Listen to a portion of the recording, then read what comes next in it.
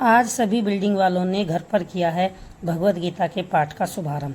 तो सबसे पहले हमारी भगवत गीता आ चुकी है, हमारे पंडित जी आ चुके हैं और बारी आती है कलश यात्रा की कि शुरू के दिन कलश यात्रा जरूर होती है किसी भी काम का शुभारंभ यदि हम करते हैं, क्योंकि भगवत गीता पूरे 7 दिन चलती है।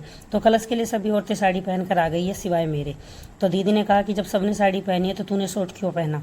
मैंने कहा दीदी मुझे साड़ी पहनने में आलस आता है। दीदी ने कहा कोई एक्सक्यूज नहीं चलेगा, जल्दी जा और साड़ी पहन कर आ, तू अच्छी नहीं लग रही। मैंने कहा दीदी पीला सूट है, नई साड़ी पहन का। फिर मैं उनकी बात को मानते हुए ऊपर आ गई और मैंने देखा अपने पिटारे में तो पीली साड़ी मुझे नज़र नहीं आई, क्योंकि रोज़ साड़ी पहनते नहीं है तो हमें आइडिया नहीं होता कहाँ रखी है। रोज़ में अपने वही सूट पहनते हैं। फिर मेरे हाथ ये लाइट वेट एक साड़ी लगी जिसे मैं पहन सकती थी, क्योंकि साड़ी पहनना सच में ही मेरे लिए महाभारत है। तो मैंने ये साड़ी को उठाया। दीदी ने कहा पीली क्यों नहीं पहनी। मैंने कहा दीदी मैंने अब पहन ली है, यही बड़ी बात है। फिर मैंने ले ली चुंदड़ी, क्योंकि शुभ काम में हम चुंदड़ी जरूर ओढ़ते हैं।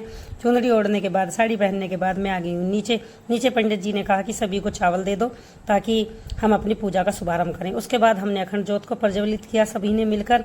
उसके बाद बारी आती है मंदिर की तरफ चलने की। हमारे ऊपर वाले भाई साहब ने ले लिया झंडा, शर्मा जी ने ले लिया भगवत गीता और हम सभी औरतों ने ले लिए हैं कलश। कलश को लेकर हम औरतों ने प्रस्थान किया है मंदिर की तरफ।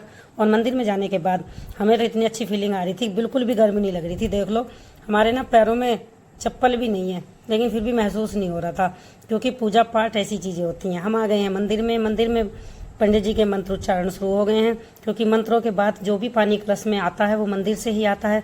पूजा के बाद हम सभी औरतों ने अपने कलशों में लिया पानी। कलश में पानी लेने के बाद हम मंदिर से निकल लिए हैं घर की तरफ और घर की तरफ चल दिए हैं। और बड़ा अच्छा लग रहा है कि हमें ये मौका मिला। घर पर आकर बेटे ने भी भगवत गीता को अपने माथे से लगाकर सर पे रखा और हम आ गए उस स्थान पर जहाँ पर भगवत गीता को विराजमान करना था। सभी औरतों ने वहाँ पर भगवत गीता के सामने अपने मत्था टेका और फिर हम सभी औरतों ने आरती की। और आरती के साथ ही हमने आज यहाँ पर अपनी भगवत गीता का शुभारंभ किया और अगले ये 7 दिन तक ऐसे ही चले। और